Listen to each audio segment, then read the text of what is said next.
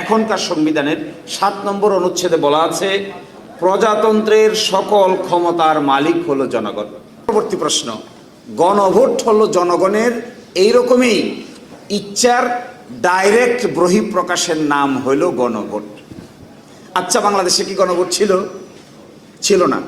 ৭২ সালের সংবিধানে কোনো গণভোট ছিল না। গণভোট আসলো কখন? প্রথম গণভোট আনলেন second proclamation order, 5th amendment order of 1978। Bangladesh সংবিধানের গণভোটের বিধান প্রথম শহীদ প্রেসিডেন্ট জিয়াউর রহমান যোগ করেন। এটা 1978 সালে যোগ করলেন, 1978। কিন্তু ইন্টারেস্টিং, বাংলাদেশে প্রথম গণভোট হয়েছে 1977। সংবিধানে আসার আগে 30শে মে 1977 বাংলাদেশের ইতিহাসে প্রথম গণভোট অনুষ্ঠিত হয়। এই গণভোটের প্রশ্ন কি ছিল? আমি এবার প্রশ্নে ঢুকছি।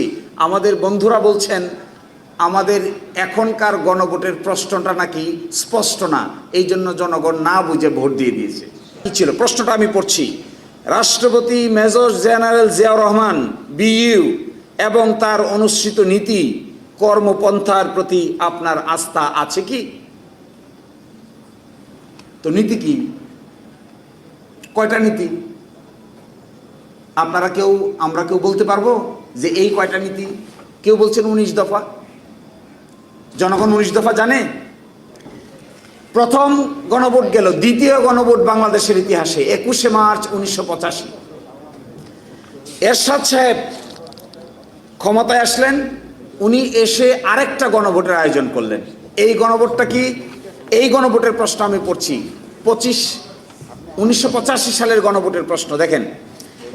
আপনি কি রাষ্ট্রপতি এরশাদের নীতি সমর্থন করেন?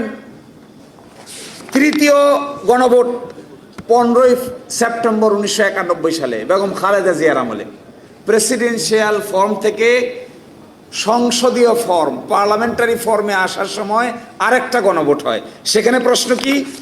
সেখানে প্রশ্ন হলো গণপ্রজাতন্ত্রী বাংলাদেশের সংবিধানের দ্বাদশ সংশোধনী বিল 1991 রাষ্ট্রপতির কি সম্মতি দেওয়া উচিত কি না। চতুর্থ গণভোট হলো যা আমরা করলাম। এইটার প্রশ্নটা দেখ।